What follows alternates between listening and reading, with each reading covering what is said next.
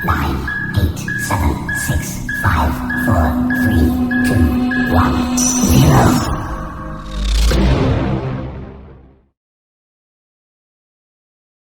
0. Assalamualaikum, saya Nurul Azra binti Abdul Aziz, nombor metrik 282493, akan membentangkan tajuk tugasan iaitu susunan bendera. Majlis rasmi adalah majlis yang ditanggung atau dianjurkan oleh kerajaan, termasuklah kos perbelanjaan. Manakala majlis yang tidak rasmi ialah majlis yang perbelanjaannya tidak ditanggung atau dianjurkan oleh kerajaan. Majlis formal pula adalah majlis yang dilaksanakan mengikut garis panduan yang sudah dipersetujui secara rasmi, kerana formal bermaksud sesuatu perbuatan yang dilakukan menurut peraturan yang tertentu iaitu yang telah ditetapkan atau dibuat mengikut cara atau peraturan yang telah diterima dan dianggap wajar mengikut kebiasaan. Terdapat beberapa jenis majlis yang dikategorikan kepada 5 majlis penuh istiadat: majlis rasmi dan formal, majlis rasmi tidak formal, majlis tidak rasmi tetapi formal, dan majlis tidak rasmi dan tidak formal. Majlis penuh istiadat ialah majlis yang biasa dijalankan di istana seperti istiadat pertabalan, istiadat penganugerahan darjah kebesaran, istiadat menerima surat tauliah serta istiadat mengangkat sumpah oleh menteri kabinet. Majlis rasmi tidak formal ialah majlis anjuran kerajaan yang tidak banyak mematuhi protokol seperti majlis anjuran Perdana Menteri, jamuan menyambut Hari Kemerdekaan.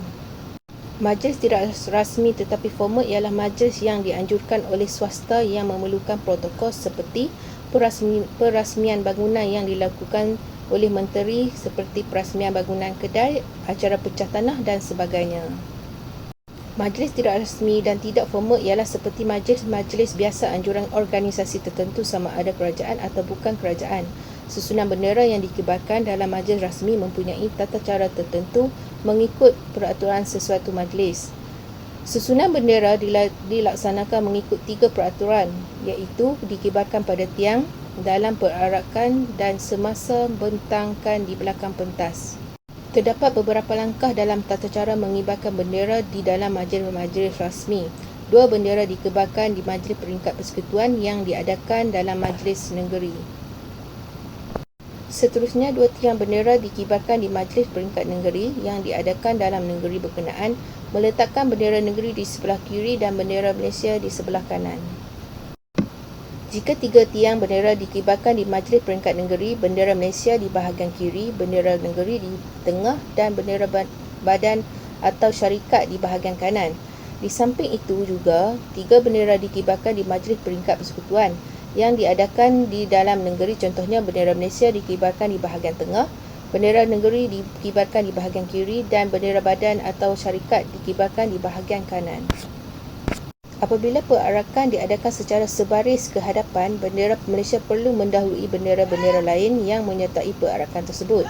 Sekiranya perarakan secara bersederet berhadapan, bendera Malaysia mestilah diletakkan di tengah-tengah antara bendera yang lain.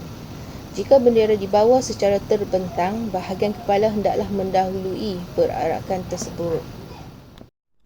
Assalamualaikum dan salam keluarga Malaysia. Saya 282336 Muhammad Zawawi bin Ilyas ingin membentangkan mengenai susunan bendera pada majlis rasmi kerajaan. Merujuk kepada susunan bendera dan kedudukan bendera dalam sesuatu majlis rasmi kerajaan, ianya bergantung kepada di mana bendera tersebut hendak dikibarkan atau dipamerkan. Penyusunan bendera yang biasa dilakukan adalah mengikut situasi dan keadaan. Serta untuk gambaran yang lebih jelas, tuan-tuan dan puan-puan boleh merujuk kepada gambar rajah kedudukan bendera yang disertakan dalam video ini mengikut situasi-situasi yang berikut. Yang pertama sekali, susunan bendera di luar dan di dalam bangunan. Gambar rajahnya adalah seperti berikut. Susunan bendera pada majlis rasmi peringkat persekutuan yang diadakan di dalam negeri.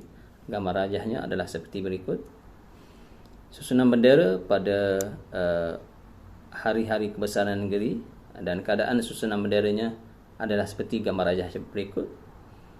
Susunan mengibarkan bendera persekutuan negeri persekutuan dengan negeri-negeri adalah seperti berikut, dan juga susunan persidangan di persidangan antarabangsa, susunan benderanya adalah seperti gambar rajah berikut.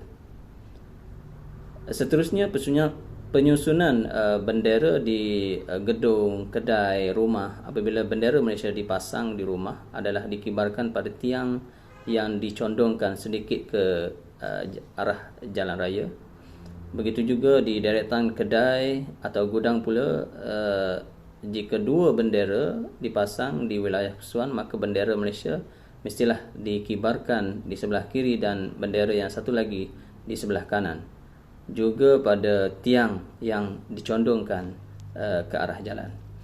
Jikalau susunan bendera dalam keadaan bersilang pula, maka bendera Malaysia hendaklah diletakkan di sebelah kiri dan di atas bendera yang lain.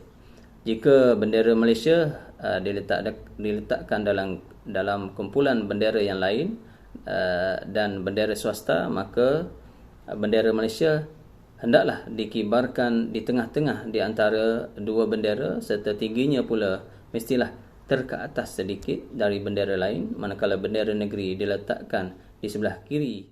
Seterusnya adalah susunan bendera semasa rawatan rasmi tetamu negara. Negara Malaysia sering menerima kunjungan hormat atau lawatan rasmi dari negara-negara luar. Dengan kedatangan tetamu dari negara luar ini adalah bertujuan untuk mengeratkan lagi hubungan diplomatik antara Malaysia dan negara-negara luar.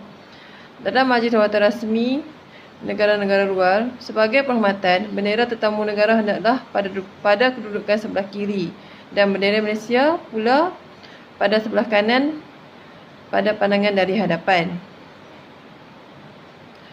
Selain itu, kedudukan bendera apabila berlakunya kemangkatan raja-raja dan pembesar.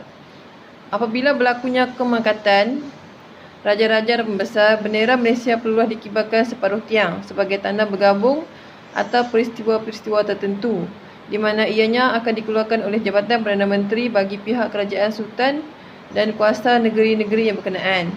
Di antara situasi peristiwa yang melibatkan pengibaran bendera pada kedudukan separuh tiang adalah seperti kemangkatan Seri Paduka Yang di-Pertuan Agong dan Seri Paduka Baginda Seri Paduka Baginda Raja Permaisuri Agong, kemangkatan Duli Yang Maha Mulia Raja-Raja dan Raja-Raja Permaisuri, kemangkatan Tuan Yang di-Ketua Negeri dan isteri-isteri, serta kemangkatan-kemangkatan yang amat berhormat Perdana Menteri dan juga pemangku Perdana Menteri.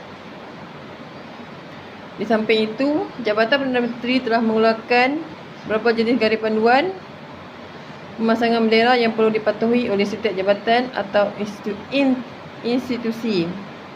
Yang pertama adalah sesuatu bendera yang dipasang hendaklah dalam kedudukan melintang. Ianya tidak boleh dipasang pada kedudukan menegak sekiranya bendera itu berada dalam keadaan statik atau tidak berkibar. Jika bendera digunakan di dalam kuantiti yang banyak sebagai flight line, maka bolehlah bendera itu dipasang secara menegak. Yang kedua, pakaian yang digunakan dalam bentuk bendera adalah dilarang sama sekali, kecuali jika mengadakan sambutan hari kemerdekaan sahaja. Penggunaan jangka masa pula adalah terhad. Yang ketiga, jangan sekali merendahkan martabat suatu bendera dalam perkara berikut, seperti menjadikan bendera itu sebagai tudung, alas meja, alas kosen, tuala mandi dan sebagainya.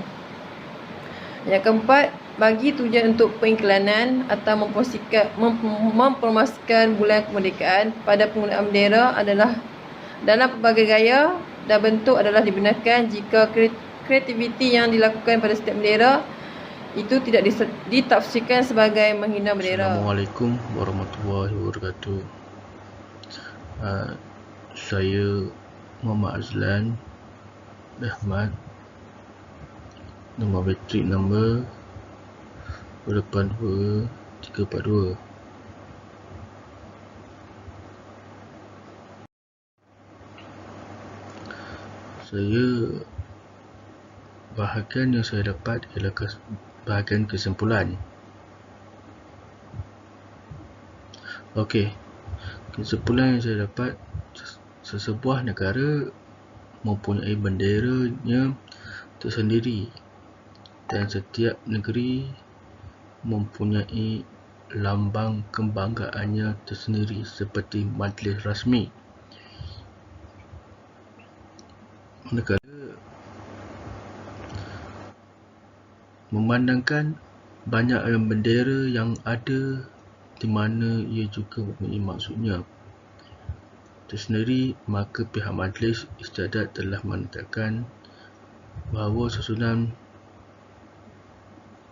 bendera haruslah mengikut majlis diadakan.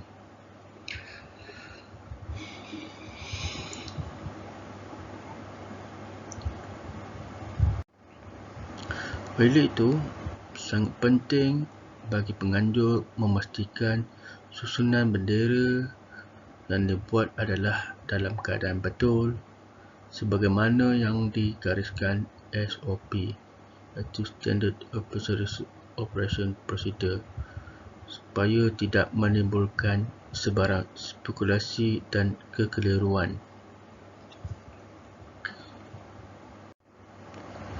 Susunan bendera bukan saja bergantung pada majlis dijalankan, malah di sebuah jabatan juga susunan bendera haruslah tepat sekiranya jabatan organisasi mempunyai bendera sendiri.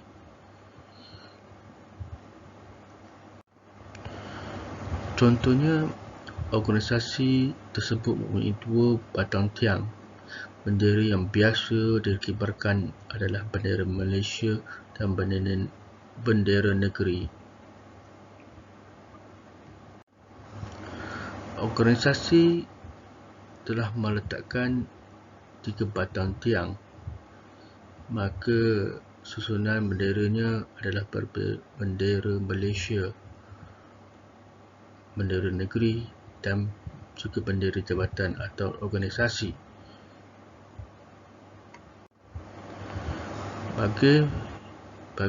Bagi majlis-majlis tertentu melibatkan 2 negara berbeza seperti Malaysia menerima kunjungan hormat dari Indonesia, susunan bendera adalah sebelah kanan bendera negara luar akan diletakkan dan diikuti dengan bendera negara Malaysia.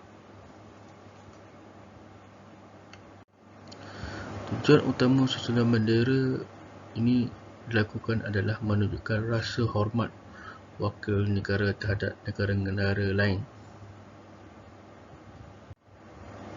Okey, kesimpulan yang saya dapat dalam susunan bendera inilah kesimpulan yang bahawa setiap susunan bendera adalah mempunyai maksud tersendiri dan juga memberi lambang kepada majlis yang sedang berlangsung tersebut.